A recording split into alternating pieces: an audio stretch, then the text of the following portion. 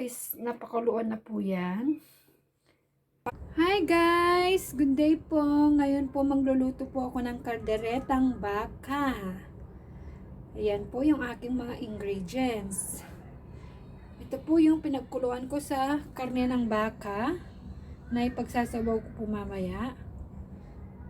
Yung mga hotdog, patatas, carrots, at saka yung bell pepper, i-air fryer ko na lang po.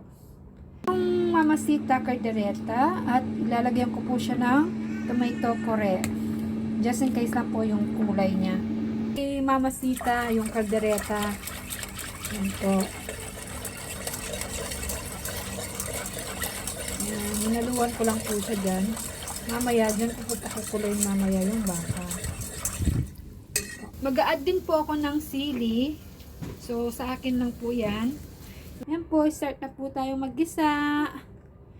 Hindi ko po nilagyan ng tomato sauce. Ano lang po, kamatis lang. Instead of tomato sauce, kamatis lang po yung gigisa ko. Gisa na po tayo. Okay, mainit na po yung aking kardero. Lagyan ko na po ng mantika. Nalito na po. Ngayon po, kamatis naman po. So, ayun na po yung kamatis ko. Hintayin ko lang po siyang matunaw hanggang maging sabaw po siya. Tapos, yung beef na po yung ilalagay. Ito po yung mga i-air fryer ko po ng sabay-sabay para mamaya ilalagay ko na lang po sila. Yan.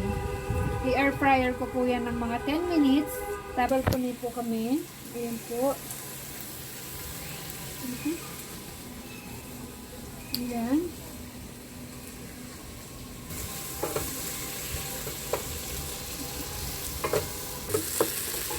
Lagay ko na po yung baka. Kasi dito po kami nagluluto para hindi po mangamoy pagkain sa loob ng bahay. So, ayan na po. Naluto na po siya. Nasa mahilang apoy lang po ako.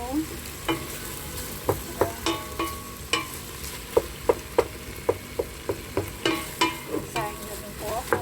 Pwede na po yung mga ano ninyo, pagkakanin ninyo. Check na mapaparami yung kanin ninyo. Yan. Ilalagay ko na po yung sabaw ng baka kanina na may mamasita kaldereta. So, ayan po. Nilagay ko na po yung sabaw niya. Pakukuluin ko po hanggang maging sticky po siya. Ngayon, idadrive ko na po yung mga patatas at carrots at hotdog at bell pepper sa air fryer. Ayan po, idadrive po natin. Po, ipapasok ko na po sila sa Philips air fryer.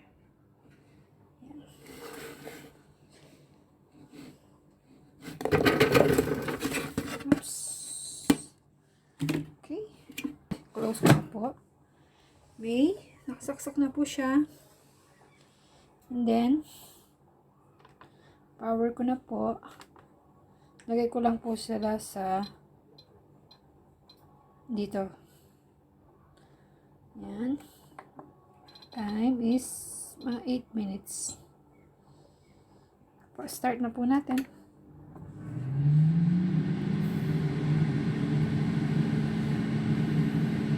Yan.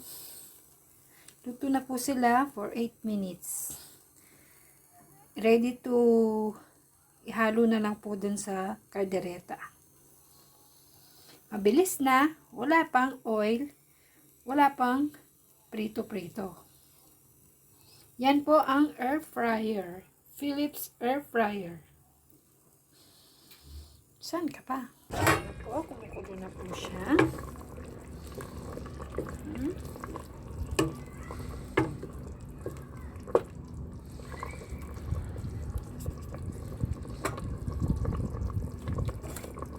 Takpan ka muna po siya. Pagkakaluto nila sa air fryer.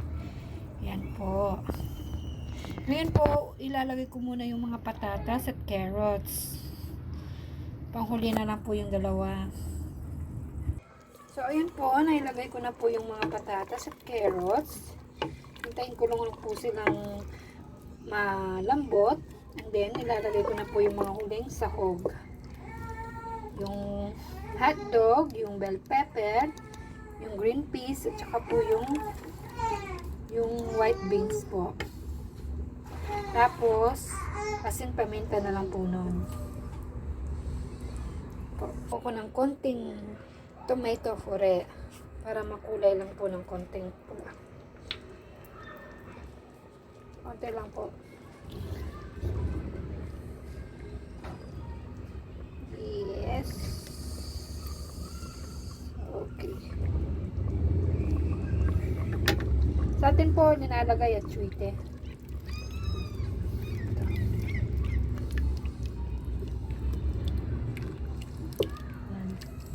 Napakatsiki niya po nyo.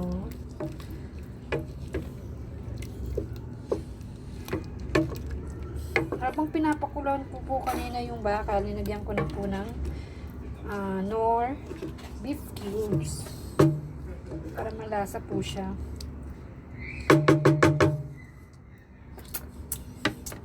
Sarap na po. Uy, sarap na po. Oh, salsa na po.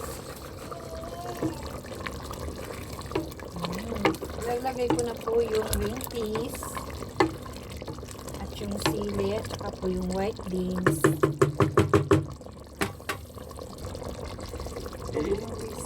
Nagulat ka ba? Nagulat ka ba? Ha? Nagulat ka ba? White beans po. Yan, napakadaming flavor po ng kaldereta. Kaya sulit talaga kung titinda mo siya rito. Dami niyang putahe, dami niyang flavor. Nagluluto si mama? Ha? Nagluluto ba? Ulit. Yan na po. Uy, sarap-sarap niya. Yan na po siya. Napakatik na po ng kanyang sabaw. Uy. Dami niyang color.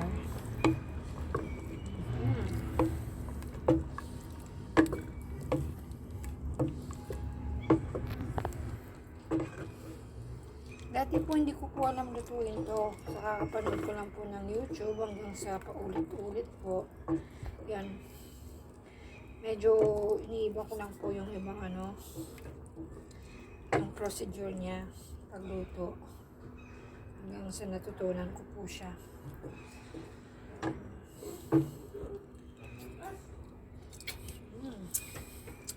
Kumain po ako ng kaldereta nito, yung luto po ng mama ko. Nilalagay niya po ng spaghetti sauce. Masarap po.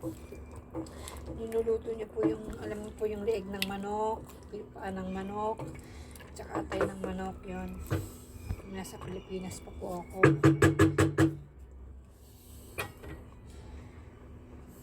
Sarap. Aking kalderetang baka.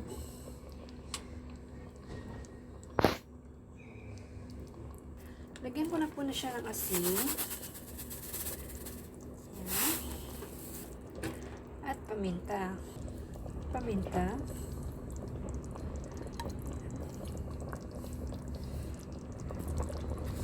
Taluin ko lang po siya.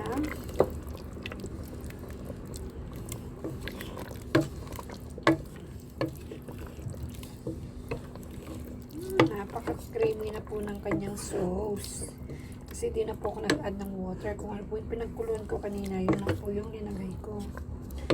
Dati po, nang nagkakamali po ko, nilalagyan ko po ng ibang tubig, maliban po dun sa sabaw niya. Kaya, sayang po yung ibang sabaw, hindi ko po siya nagamit dahil sobrang masabaw na po siya. Ngayon po, ilalagay ko na po yung bell pepper at saka yung hotdog. Yan. Napakadami pong flavor nitong kaldereta. Sobra. Sulit yung kung kakain ka sa isang restaurant, ganito karami yung mga flavor. Sulit na yung in-order mo kasi marami siyang flavor. Kompleto Ricardo ba?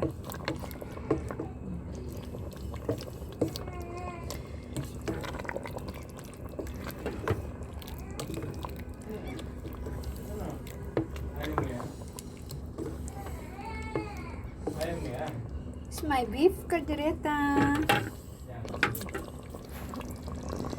Napakasarap niya po. Grabe. Lagyan ko po ng mantika.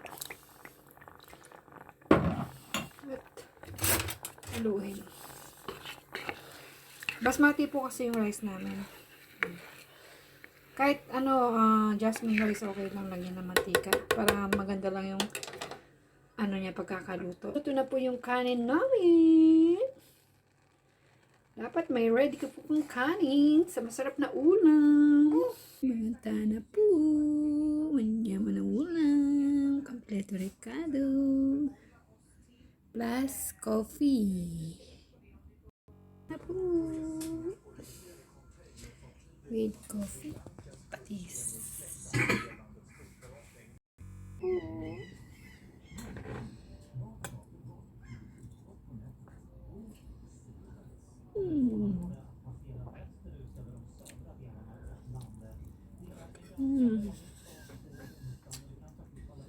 Naman na.